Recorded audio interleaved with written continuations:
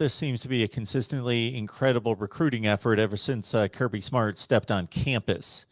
And it just maintains excellence each and every year. We're looking at 24 hard commits as we record this just 2 days prior to National Signing Day, the early one on December 15th. Second-rated class in the SEC to Alabama, number 2 in the country. Your thoughts about the class right now, and if there's anybody out there that is still on the fence that Kirby's trying to pull in the last couple days. Well, there's certainly been, well, let's be honest. It really depends on which sites you look at. Rivals will have Georgia at number 1. 24/7 Sports will have Alabama at number 1. And there's the third one out there. I can't remember the name of it, but they actually have Texas A&M at number 1. It's kind of a razor-thin margin between everybody in those top 3. And surprisingly, Texas A&M's pushed up pretty high in that.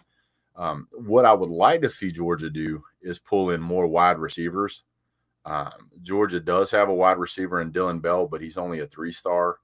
I think Georgia's kind of depleted at that spot, in my opinion, for what I would like to see.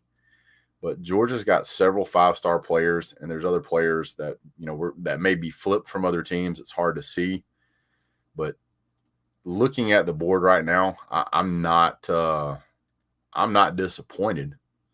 Georgia's going to continue to have a strong recruiting class. Another year, wherever we finish second or we finish first, that's okay. Because when you're finishing 1 and 2, the margin between 1 and 2 is really, really close. If you look at the first 3 teams, the number of 5-stars in spots 1, 2, and 3 are as many as the rest of the spots between 4 and 10. So not a lot of 5-stars to go around, but Georgia's certainly doing a good job so far. Now, the guy that I'm looking to sign, that I'm really hoping signs, is safety Kamari Wilson. He's projected to go to Georgia. He's number 2 in the position, number 5 in state, and number 28 nationally.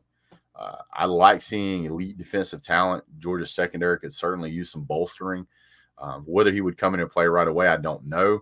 But this is a guy I would really, really like to see come to Georgia. If he does, great. But certainly a guy I would like to see. There's another guy. I don't really know if Georgia's going to get him. But Shamar James, he's a 4-star linebacker, and the guy's an animal. He's 6'2", 212, number 3 in the state, number 64 nationally. I mean, love to have that guy. But we're just going to have to wait and see what happens. But I'm also really curious as to what Georgia's going to do kind of with the all of the players right now that are currently hitting the transfer portal. I mean, even Bo Nix is in the transfer portal at this point. I'm sure some school will pick him up, but just because you don't see him on National Signing Day doesn't mean Georgia won't pick up another 5-star player from the transfer portal. So, yeah, Georgia's done a great job of that in the past, of finding players to bolster the roster, and I look for him to do it again. Yeah, Shamar James is the 7th-rated linebacker in the country, 3rd-rated player in the state of Alabama, according to the 247 Sports Composite, a top 64 player, regardless of position, out of Mobile. And, yeah, this transfer portal, it's just something that we're all going to have to track day by day by day by day.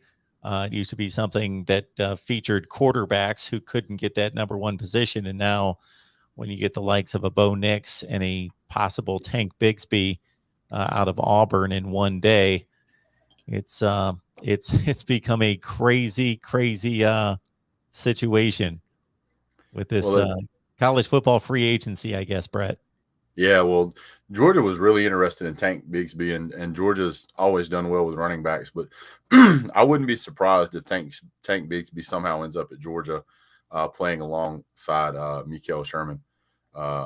And for those of you who don't know who Mikael Sherman is, Branson Robinson. If you don't know who Branson Robinson is, go check that guy out. He's rated as a 4-star. At one point, he was the number 1 running back in the country. He's 5'10", 220, built like a tank. He is so close to being a 5-star, it's ridiculous. And if you watch the tape on this guy, it'll just blow your mind. Absolutely incredible talent, hard drive. And if you can find a picture of this guy, Branson Robinson, you will swear that this guy was born with size 12 shoes on and was in the gym before he could walk. This guy is built incredibly well for a high school athlete. You can tell that it has been his dream and his ambition to be a college football player, if not pro player.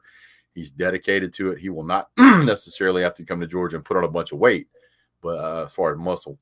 But I'm looking forward to seeing him in red and black. Branson Robinson, Madison, Mississippi. Yeah, it's tough to be the third-rated running back in the country and not be a 5-star. Top 50 player in the country. So, yeah, he's right on the edge.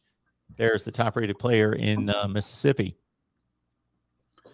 Looking at the Georgia recruiting cycle, there's plenty of opportunity out there for Georgia to improve. It just really depends on who we can get to flip, what we would like to get. Some of these guys out here, we're not going to get. I don't think we're going to get Harold Perkins. Basically, he is the number one linebacker in the country, number one linebacker at position, number 5 player overall nationally. He's got over 30 different offers out of the state of Texas. Obviously, you can imagine everybody wants him really bad. Probably not going to get him. But as far as another safety goes, we might be able to get Jacoby Matthews. He's been committed to LSU at one point, then at Texas A&M, but from what I hear, he's been leaning more towards Georgia. But we'll see what happens. I mean, Kirby Smart does a great job of always surprising us on National Signing Day, which is a little over 24 hours away. So excited for sure.